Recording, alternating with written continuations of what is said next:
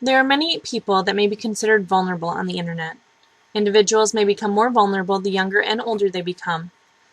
Other individuals include belonging to minority groups such as those who are impoverished or have different sexual identity or preference, as well as individuals with developmental disabilities, mental illness, and other cognitive impairments. Finally, vulnerable individuals tend to be computer illiterate, lonely, and isolated. The internet could be a dangerous place for vulnerable people due to financial scams, identity theft, cyberbullying, and negative self-perception due to harmful interactions. There are multiple examples of vulnerable individuals being taken advantage of on the internet. We will present 3 cases which highlight the potential dangers for vulnerable people. The first case focuses on a recent View episode where the hostesses discussed internet scams. Barbara Walters asked, "Who falls for these schemes?" A concerned viewer posted her response on the View's website. She stated, "I've got an answer for you, vulnerable people do. My father has given over $6,000 to internet scammers in the past year. He is by no means a stupid man. He is a retired diplomat who has worked tirelessly for the United Nations. He is brilliant, kind-hearted, and generous. The problem is that he has frontotemporal dementia. His judgment, social skills, and intellect have taken a serious beating because of it, although he is mostly unaware of these changes. If you add his retirement to his illness, you've got the perfect recipe for a very vulnerable man searching for purpose in life. People like him who are sick, isolated, or lonely are the victims of these scams. I've got countless email exchanges on record from many people who ask my father for money. They all manage to make him feel needed, special, loved. Fake women that go by the name of Sandy Jones and Linda Miller profess their love to my father on an almost daily basis. Other scams, such as the one Barbara mentioned, are written from people you think you know, and they ask you for money because their life is in danger. It's devastating. It's horrifying to see to what extent people will go to prey on the weak.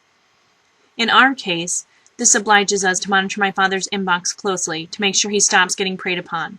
But it's almost impossible to explain to someone who's cognitively impaired that these emails are a fabrication.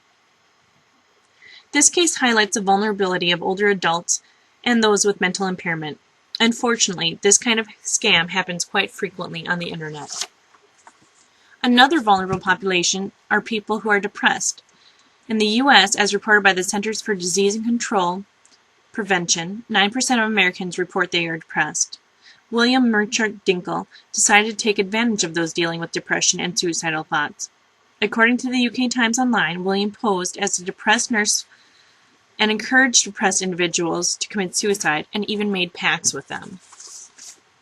Due to his actions, 2 people did end up taking their own lives, though investigators believe he encouraged up to 5 people to commit suicide.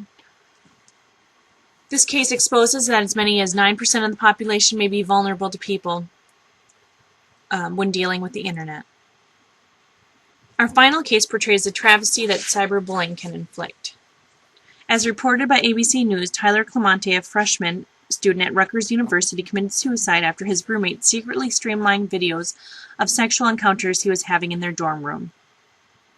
While this may be an extreme case, anti-gay cyberbullying has recently made the news, as it is believed to be the determining factor in several other suicides as well. While there are some protection for certain vulnerable populations under the United States Constitution, there are several gaps and areas not addressed.